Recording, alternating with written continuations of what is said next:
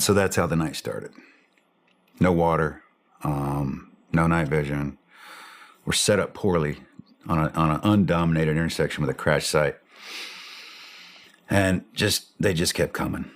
They just kept coming all night. They kept trying to probe our weaknesses, coming up the alleyways, tearing down our buildings with RPGs, just picking away at the walls. And then you'd hear the helicopters calling in, the ISR above, telling us, hey, there's a convoy of vehicles moving in, we're going to send the little birds over and see what's happening, but you can't do anything until they actually enter the area.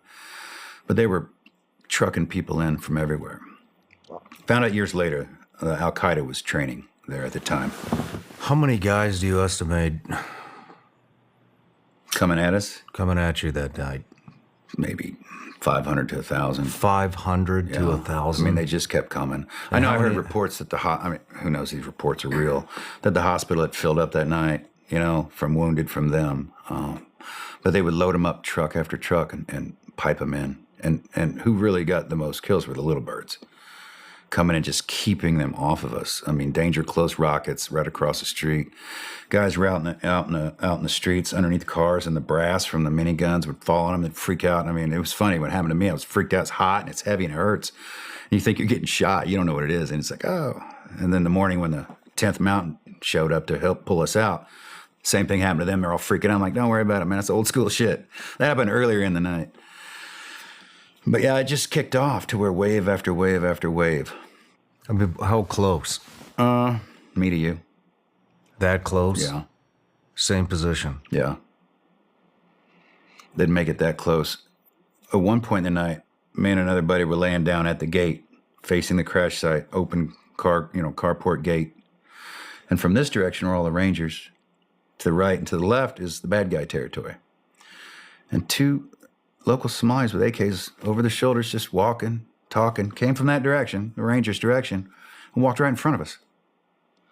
I looked at my buddy, he looks at me, he goes, oh, well. And once they got out of line of sight from the team across the street, he opened up, I opened up, and one dropped, and the other one ran around the corner, and then probably died too a little bit later. But it's like, the nerve, man. Did they forget we were here? I mean, and how did they get here from all the way down there, right? Who didn't shoot them from down there? They would come up. I was sitting on a window, on a bed, poking my weapon out of a window covered with bars at a house this far away, looking at wooden shutters to another window. And I could hear people rustling around in there with weapons, and you could hear them charging weapons and talking. And I just shoot through the wooden shutters, and then you hear them screaming and run out, and then you hear them later talking again. And I know they were going to open that window and do something. We're literally 3 feet apart. And I just keep shooting through the wooden shutters. So I sat there for a while, and at one point, I heard this clicking and dragging. And I'm like, I hear something. And I look down, and there's a Somalian on his hands and knees with an AK in front of him, crawling up to my window. And I tried to get my M4 out there, and I couldn't get it out there, and I pulled my 45 out, stuck my hand through the bars, and was aiming it literally at the top of his head. And I pulled the trigger, and it was so full of sand from the rotor wash, the hammer falls halfway, and it just sticks there. You gotta be shit. And I'm like, what the fuck? Recock it, safe, lay it on the bed. I'm like, I pulled out one of those little Austrian grenades, those little ones, and pulled the pin. And I showed it to the guy standing in the door. I was watching in the window. He's like, he just steps in the hallway, and I stuck my hand out the window again to look. I remember dropping it. And I remember him looking up, like, what was that, And start to move to get up, and I just laid on the bed. And that thing went off, and the whole ceiling was just covered. And I remember this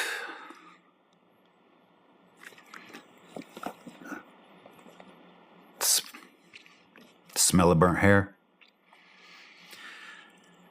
And then somebody came in screaming, what was that? And instantly I'm in trouble, right? And the guy at the door goes, he just threw a grenade. And I go, oh no, that was a flashbang. I lied, right, about it because I thought I was in trouble. And he's over there going, no, it was a grenade. It was a grenade. I go, you're right, it was a grenade. Look at this shit. Look at the ceiling, man. What do you think I threw a grenade for? And then I'm defensive, right? And I thought, man, it didn't even hit me then. I thought, I finally got to use a grenade was my thought, Other than basic training, I got to use a grenade. And then they kept switching positions, so you'd stay awake. And I ended up being in the carport, standing up on the hood of a car to the same alleyway that I just blew that dude up in, and I could hear more rustling around. And I'm leaning against that metal roof that slopes towards me, but it drops off in the alleyway, and I'm thinking, I could slide a grenade up that way, right? And it just fall right over. And I remember thinking, but if I don't make it, it'll slide back down to us, right? So I'm like, all right, I got to really chuck this grenade. I remember having this conversation with myself, like, if I don't do this right, I'm going to frag the whole command element and my team who are in the carport taking care of 2 Rangers, which I'll get to that story. So I ended up sliding that grenade really hard up on there, and I think it hit the wall and fell down and blew up. I don't know what happened. But I ended up doing a lot of suppressive fire, because looking around these corners, you could hear people. I'm just shooting, skipping off walls, trying to keep people away versus just trying to kill people. Back in the day, you don't shoot unless you have a target, right? And it's a threat. Then it was, to me, then it turned into suppressive fire, just to keep people away.